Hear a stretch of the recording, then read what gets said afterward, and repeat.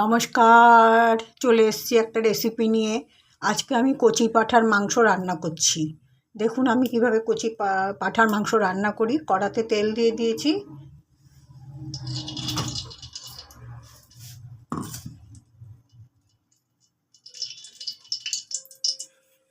তেলটা গরম হয়ে গেছে। প্রথমে আমি দিয়ে দিচ্ছি রসুন পেস্ট।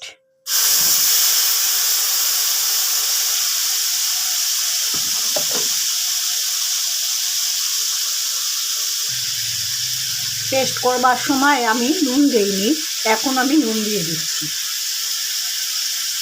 রসুনটা ভাজা হয়ে গেলে আমি পেঁয়াজটা পেস্ট করে দেবো না, পেঁয়াজটা আমি কেটে নিয়েছি সেটা দেব। রসুনটা ভাজা হয়ে যায়, রসুনটা ভাজা হয়ে গেছে। এবার আমি পেঁয়াজ দিচ্ছি। এই যে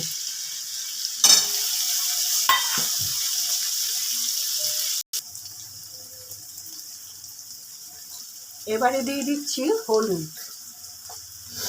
হলুদটা খুব অল্প পরিমাণে দিলাম, পরে একটু দেব।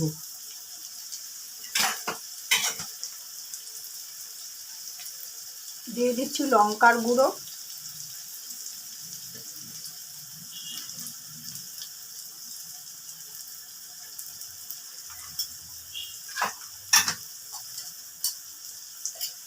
দিয়ে দিচ্ছি সামান্য একটু জিরের গুঁড়ো।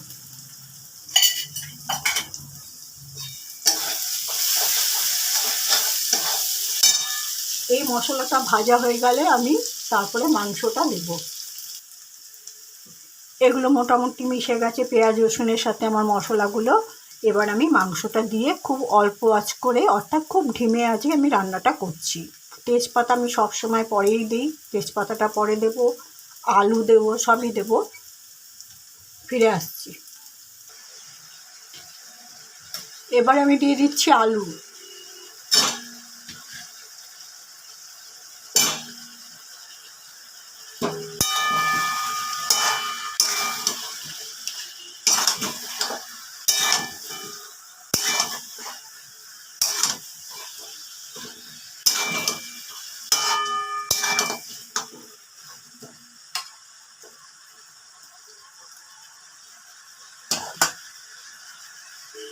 এবার আবার ঢাকা দিয়ে দিচ্ছি। এবারে দিয়ে দিচ্ছি আমি আরেকটু নুন।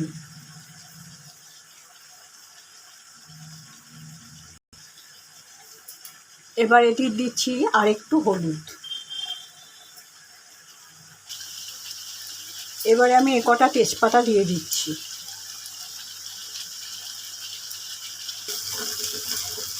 মাটন কষানো হয়ে গেছে। এবার আমি গরম জল দিয়ে দিচ্ছি।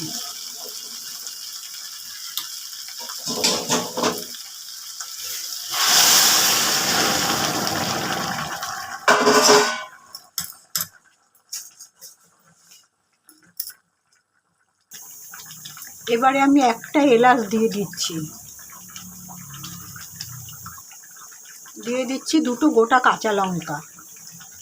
রান্নাটা প্রায় আমার শেষ পর্যায়ে চলে এসছে। আর একটু বাদেই আমি গ্যাসটা নিভিয়ে দিয়ে রান্নাটাকে একটু স্ট্যান্ডিং টাইমে রাখবো, তারপরে ফিরে আসছি।